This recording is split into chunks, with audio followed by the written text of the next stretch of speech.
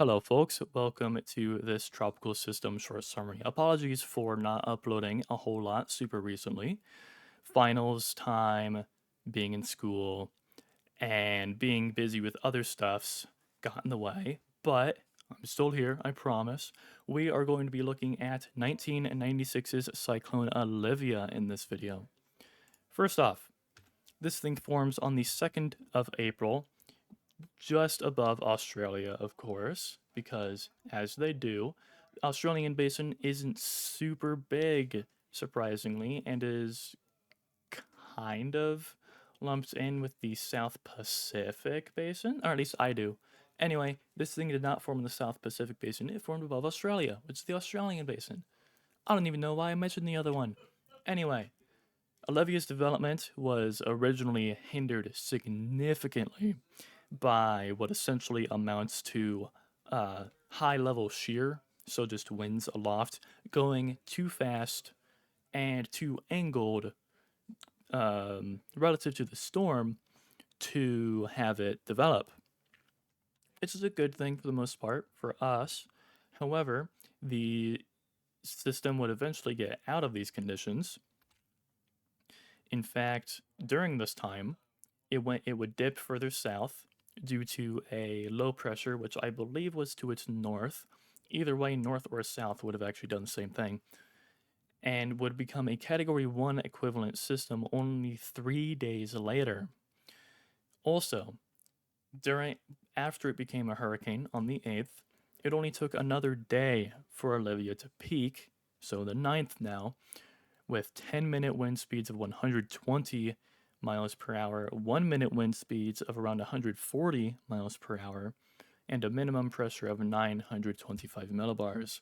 Also worth noting that this kind of sharp turn here during its Category 4 was because of another low pressure in the area.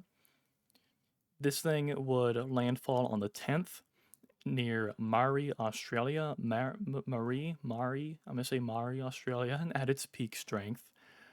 And after this, due to Australia being just a little bit dry and not too optimal for hurricanes, and, land not being too optimal for hurricanes either, would significantly weaken, just barely managing to keep alive before dissipating over the Australian Bight on the 12th.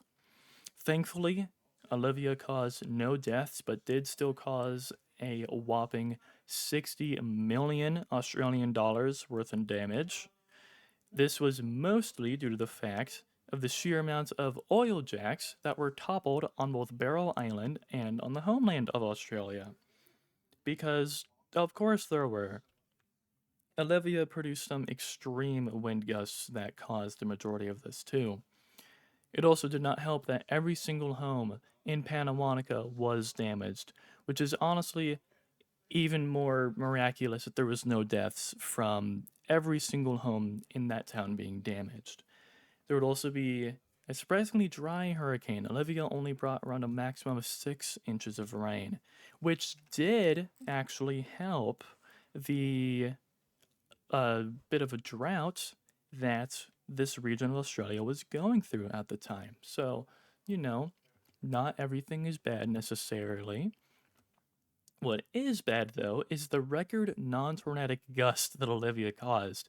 How is that for a transition? I'm sorry. This system caused a wind gust of 254 miles per hour. Now, you might be thinking, isn't the wind device wasn't the wind device malfunctioning? That's what they originally thought too, and it was found that it wasn't. For a system that only peaked at around 140 miles per hour, and for it to have a wind gust of 250 miles per hour is crazy.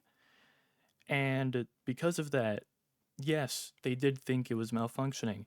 A paper that I'll have in the description goes over this in detail.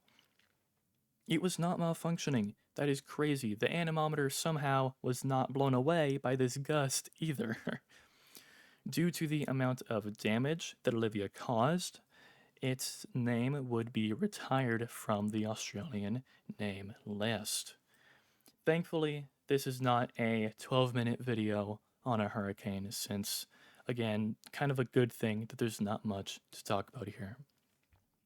So that, folks, is all that I have for Cyclone Olivia. I thank you all so much for watching, and I hope to see you all in the next one.